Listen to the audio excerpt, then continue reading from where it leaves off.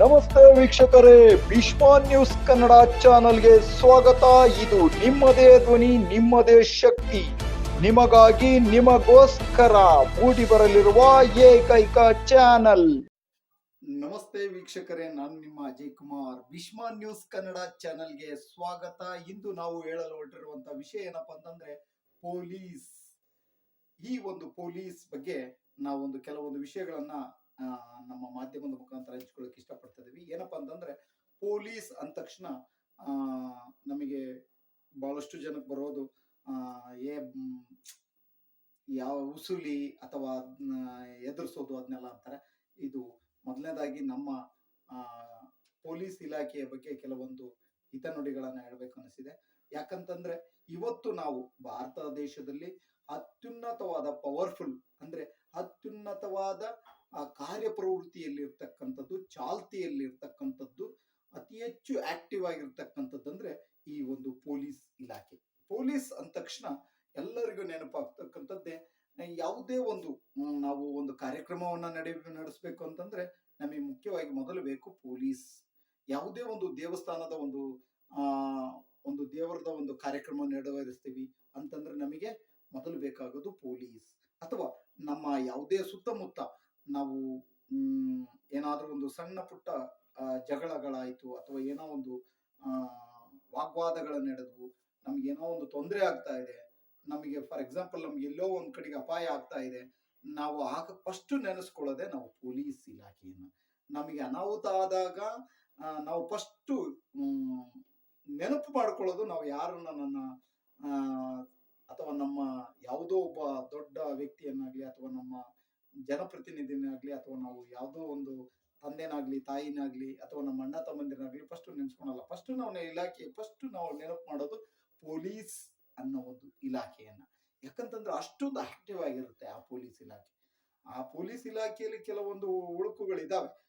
ಕೆಲವರು ಯಾರೋ ಒಬ್ರು ಒಂದಿಷ್ಟು ತಪ್ಪುಗಳನ್ನ ಮಾಡಿದ್ರೆ, ಕೇವಲ ಬೆರಳೆಣಿಕೆಯಷ್ಟು ಜನ ತಪ್ಪು ಮಾಡಿರೋದು ಸಹಜ, ತಪ್ಪು ಮಾಡಿಲ್ಲ ಅಂತ ಹೇಳ್ತಿಲ್ಲ. ಆದ್ರಿಂದ ಅಂತವರಿಂದ ಇಡೀ ನಮ್ಮ ಪೊಲೀಸ್ ಇಲಾಖೆಗೆ ಕೆಟ್ಟದ್ದನ್ನ ಬಯಸೋದು ತಪ್ಪು. ಈ ಒಂದು ಪೊಲೀಸ್ ಅನ್ನೋ ಒಂದು ವೃತ್ತಿ ಏನಿದೆ, ಯಾವುದೇ ಒಬ್ಬ ರಾಜಕೀಯ ನಾಯಕ ಒಂದು ಪ್ರೋಗ್ರಾಮ್ ಅನ್ನ ಮಾಡಬೇಕು ಅಥವಾ ಒಂದು ಕಾರ್ಯಕ್ರಮ ನಡೆಸಬೇಕು ಅಂದ್ರೆ ಪೊಲೀಸ್ ಇಲಾಖೆ ಬೇಕು.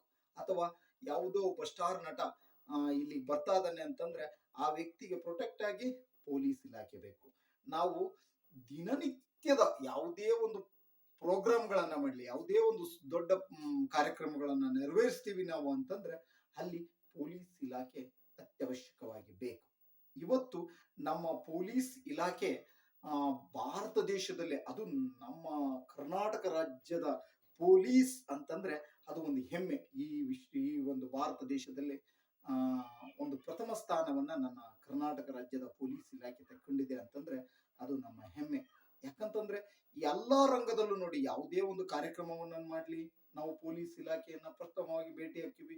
ಯಾವುದೇ ಒಂದು ಅಹಿತಕರ ಘಟನೆಗಳ ನಡೀಲಿ ನಾವು ಪೊಲೀಸನ್ನ ಮರೆಯನ್ನ ಹೋಗ್ತಾ ಇದೀವಿ.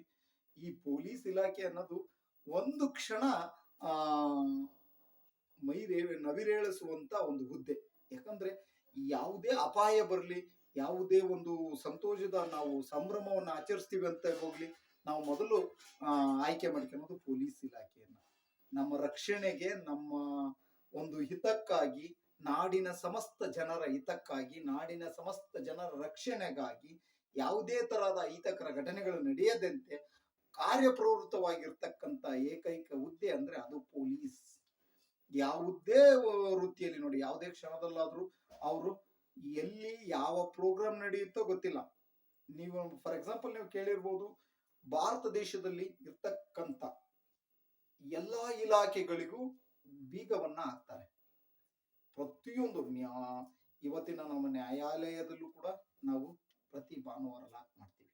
ಆದ್ರೆ ಈ ಪೊಲೀಸ್ ಅನ್ನೋ ಒಂದು ಇಲಾಖೆಯನ್ನ ಯಾವುದೇ ಕಾರಣಕ್ಕೂ ಲಾಕ್ ಮಾಡೋದಿಲ್ಲ. ಪೊಲೀಸ್ ಅನ್ನೋದು ಅದು ಒಂದು ಪವರ್ಫುಲ್. ಯಾಕಂದ್ರೆ ಈ ನಾಗರಿಕ ಸಮಾಜದಲ್ಲಿ ರಕ್ಷಣೆ ಅನ್ನೋದೊಂದಿದೆ ಅಂತಂದ್ರೆ ಅದು ಪೊಲೀಸ್ ಇಲಾಖೆಯಿಂದ ಮಾತ್ರ.